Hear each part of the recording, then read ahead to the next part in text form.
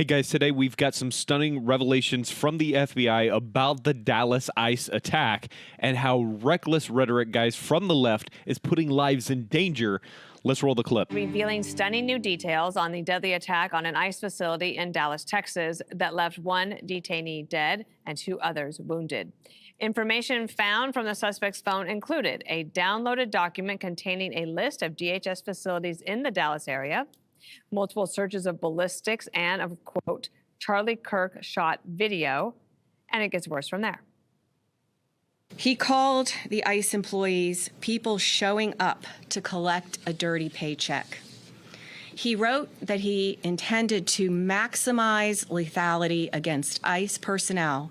He hoped his actions would terrorize ICE employees and interfere with their work, which he called human trafficking. The shooter used the ICE tracking apps. It's no different than giving a hitman the location of their intended target.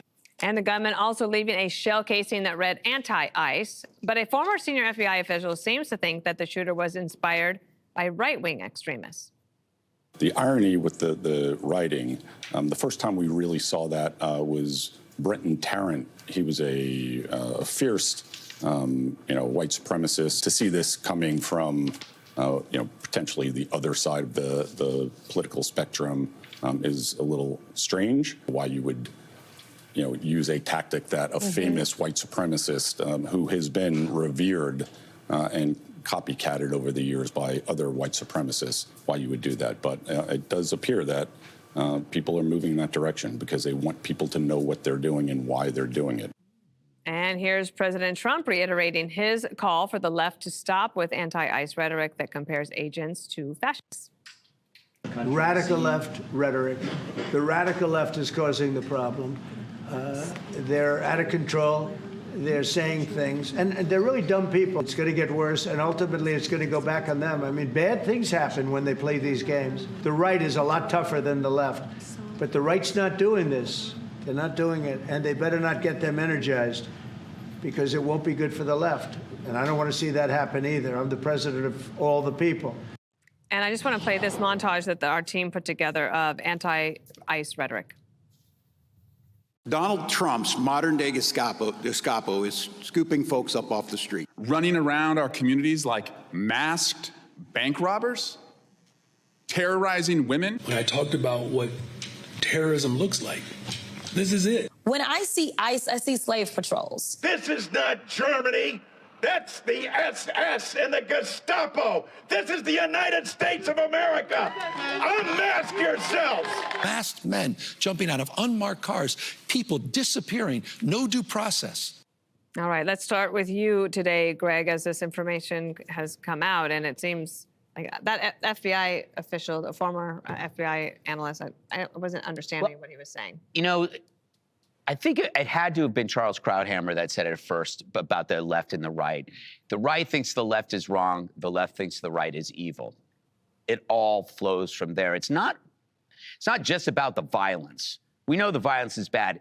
It's the language that is used to advance your party and disadvantage the other party. And why is this important? Because it's not illegal. You can't arrest Pritzker. You can't arrest Gavin Newsom. You can't arrest Colbert or Joy Behar for calling you a Nazi or Hitler, and that's a good thing. You're not supposed to arrest them. So then what do you do if you can't arrest them? All you can do is convince them or get them to see that you're putting people in harm's way when you use this language. And by the way, you're also destroying your own party because your party is being associated with this kind of behavior and this kind of rhetoric. Liberal leaders need to see that you are playing with fire. You have a repetitive, inflammatory messaging that you've released into the wild, and you have followers who will act on it. A lot of them are mentally ill. The polls show there are far more mentally ill in the Democrat, in the liberal sphere than the conservative sphere. The point is, there is nothing in politics that makes this strategy worth it. Politics isn't worth demonizing the other side. You need to stop making it deadly and making it petty. That's what I do. It's not words like moron or fat ass or liar that gets people killed. I've been calling people fat and ugly for 20 years, and no one has died from it. It's Nazi, it's fascist, it's Hitler. Those are the words.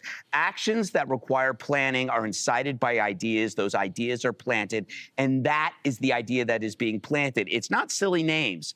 Guys, Greg is exactly right here. It's not silly nicknames. It's not Trump calling someone dumb that leads to violence.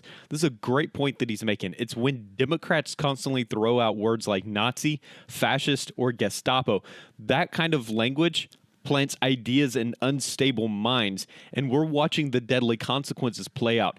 Guys, if you agree that the media and the left need to be held accountable for this kind of dangerous rhetoric, go ahead, hit that thumbs up like button on this video right now, guys. It helps get this truth out there. Let's continue on with this video. That I use or Trump uses when he calls people stupid. In the hierarchy of slurs, those don't even come close to Hitler. Me calling Joy Behar a cow is not going to get her targeted by our viewers. I'm not calling her a threat to democracy. I'm calling her a threat to chairs. That doesn't change. That doesn't do anything. So what I'm asking is, we don't want to get bogged down in the who's worse in the world of violence. We're talking about, can you at least stop demonizing us? That's all we're asking.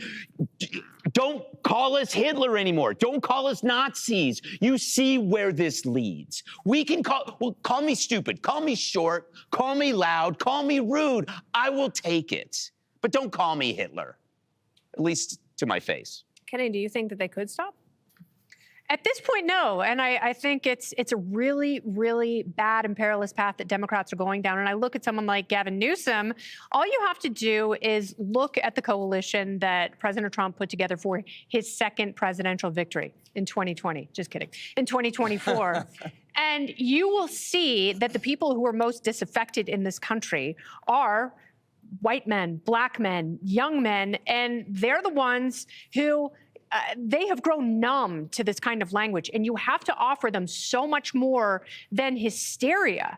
And, you know, unfortunately, Gavin Newsom and other formerly rational mainstream Democrats have gotten completely addicted to fanning the flames and trying to stoke an emotional reaction with diminishing returns, because at some point that doesn't work anymore. And not only does it not work anymore, not only are you not appealing to the voters that are going to be completely necessary in order for you to achieve victory in 2028, you have made the political tenor and climate in this country so incredibly dangerous. There are so many people, to Greg's point, who are so easily agitated, who are truly unwell, and they are responding to this call to arms because they have to realize, they have to look inside themselves and realize that that is what they are doing. They are appealing to sick, disaffected, narcissistic, socially isolated people who want to be heroes, who don't believe in God. And, you know, it's like, it's got to be bad news for a guy who wakes up in hell after killing a detained migrant and not an ICE agent to realize that his life and death were an absolute failure. And you can really thank the rhetoric from people like Jasmine Crockett and J.B. Pritzker and Gavin Newsom, who are pulling back. They're doubling down on this. And, you know, they're not only costing society, they're also potentially costing their own political fortunes. Guys, that is the scary part right there. I'm going to show you the rest of this clip. But instead of dialing it back, Democrats are doubling down on their anti-ICE rhetoric. They know that this kind of speech stokes hatred, and yet they refuse to stop. You have to ask yourself, why? Because they think that it scores them political points. But guys, at what cost? It's at the cost of law enforcement officers being targeted and at the cost of our national security. Guys, if you're new here, do me a favor, make sure that you are subscribed to the channel so that you don't miss future breakdowns just like this one. We'd love to have you part of the community. We're building a community of like-minded individuals that love this country and believe in the future. All right, let's continue on with the clip. Jessica. So what really stuck out to me in the press conference is they said that he had watched Charlie Kirk shot videos. And we talk about that every time there's one of these shooters, and then the discussion, like, should you put his face on screen? And I understand Tyler Robinson is alive and he's going to go through his trial, so it's a little bit different than, publicizing someone who is no longer with us. But that means that we have our first case of an inspired shooting, right? So 2 weeks later, someone else has killed a person and injured 2 others, seeking fame and trying to do the same thing that Tyler Robinson did. And that's really frightening because that works like a ricochet, right? That people, especially these kids, don't seem to have a lot to live for. He went and blew his face off, right? So he clearly didn't have a lot to live for. He thought, I'll make sure that I'm, the front page of every paper and I'm the top of every newscast. And that really scares me. And I hadn't heard what Paul was talking about yesterday in terms of getting some sort of domestic terrorist law passed. I think that people on both sides of the aisle should absolutely be looking at that because there have to be real penalties for this to make sure that everybody is prosecuted to the fullest extent of the law possible and that you don't have to be downgrading charges to make sure that you can actually get a conviction. Donald Trump said something interesting in the Oval at the end where he said, I'm the president for all of you.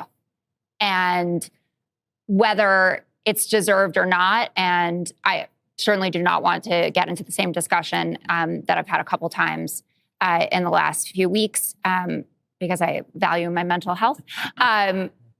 Whether he likes it or not, tens of millions of Americans do not feel like he is their president and that he cares about them equally to those who voted for him. And there is an opportunity then that I hope that he takes. Maybe it's an Oval Office address. I'm not saying it's like a do-over for right after Charlie was murdered, but there is soothing that this country needs desperately at this moment. And it doesn't mean that you will convert, people on the left who have an impression of him from the day he came down the golden escalator. But it does mean that he can be on the record, making that loud and clear to people that he wants peace in this country and he wants to make sure that we don't have ideological violence. But imagine how powerful that would be if a Democrat were the soothing voice. Imagine imagine Gavin Newsom really wants to be president. Imagine if Gavin Newsom looked at Americans and said, we can't. Well, one of them is to respect one another. But he's doubling down on the Nazi talk. Every elected Democrat in a position of power came out and said all the right things about political violence has no place in society, et cetera. After Charlie was murdered, guys, one person is the president, and the rest of these people are maybe trying to be president. I'm just saying there's an opportunity. I just know that we played the montage earlier, Jesse. There was not anybody aside from the Democrats who were talking about anti-ICE rhetoric in that way. You can... Guys, hold on. This is exactly the problem. They say one thing on social media. The very next day, they compare ICE agents to Nazis and Gestapo. The double speak is what's creating the perfect storm for violence. You got to quit bouncing back and forth depending on where you're going to score the points. Let me know what you think down in the comments, guys. Does this kind of rhetoric from the left directly encourage attacks on ICE and law enforcement? Let me know your thoughts. Put out a statement on social media, I condemn violence, and the next day you call them the Gestapo, Jessica. It takes a lot more than that. And you're right, though. This was a copycat from Charlie Kirk. And the media is also copycatting how they frame Charlie Kirk. The media is saying on MSNBC that ICE deserved it, that ICE had it coming, that ICE is divisive, and they need to dial back the operations. And if they don't, they're going to get shot more. How are you able to justify violence like that? This is like saying, oh, you know what? The girl deserved it. She was wearing a short skirt. This is what they said on 9/11. The chickens came home to roost. They did it after the BLM riots, too. Remember, we got all these articles. Why rioting is righteous. And now you see them go through this slippery defensiveness every time. First, not sure what the motive is when they fire rounds at ICE. And then they see the scrawled anti-ICE messages on the shell casings, and they say, maybe he was MAGA. And now it's, you know what? They kind of deserved it. And so Pelosi, Schumer, Hakeem, they have not said to knock it off. To everybody in their caucus, they have not said that. And that tells me they're either afraid of their crazy base, and that means they're cowards, and that means their base is so insane that they'll be mad at Chuck for saying this, or they kind of like it. And so it's either one or the other. And they created the mess. You can't pour 10 million foreign nationals into the country unvetted, have them go haywire, have the voters say, please, someone kick them out. And when the officers doing the kicking out get attacked, you can't say they deserved it. Now, Donald Trump on January 6th, all he said was march peacefully and patriotically. No one got shot. No one. And now this is the second or third time these crazy people have shot federal law enforcement officials. And what are the Democrats saying? They're saying this is war. They're saying that this is the Gestapo, that it's Nazism. You said we are at war. No, that's what I said. They said. Chris Murphy said, quote, this is war, we're at war, and we have to do whatever's necessary to win it. And that's the kind of language you use when you're in a democracy. Guys, what we're seeing here isn't just one isolated incident in Dallas. I hope you're seeing that. This is part of a much bigger, a much more dangerous trend. The FBI revealed that the shooter wasn't just lashing out randomly. He planned it. He researched ballistics. He tracked ICE facilities. He engraved his hatred onto the bullets themselves. And then the media has the audacity to try and spin this as if it was somehow inspired by the right. That's not just dishonest, guys. It's disgraceful. I want to be very clear here.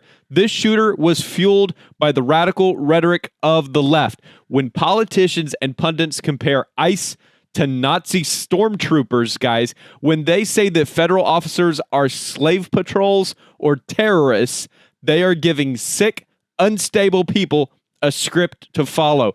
And some of those people act on it. The left loves to scream about January 6th. They love to scream about rhetoric leading to violence. But where is that same outrage when it's their side inspiring attacks on ICE officers, law enforcement, and conservatives? Where's the media outrage right now? It's crickets, guys. Or worse, it's excuses. And Democrats aren't learning their lesson at all, guys. They're doubling down. They're addicted to the politics of outrage. They're willing to keep demonizing law enforcement if it means keeping their activist base fired up. But here's the truth, guys. This strategy is destroying our political climate. It's putting officers' lives in real danger, and it's tearing the country apart at the seams. We cannot keep normalizing the language of war, fascism, and Gestapo when we're talking about our own government officials doing their jobs. That's not politics. That's propaganda. And propaganda has consequences. So the next time, guys, you hear a Democrat compare ICE to Nazis, ask yourself this. What happens when someone out there takes them literally? We already know the answer. It happened in Dallas, and unless we start demanding accountability, it will happen again. This country right now, it needs leaders who will cool down the rhetoric, not pour gasoline on the fire. And until then, the responsibility falls on us, the American people, to call it out, to expose the hypocrisy, and to refuse to let the left get away with playing both arsonist and firefighter.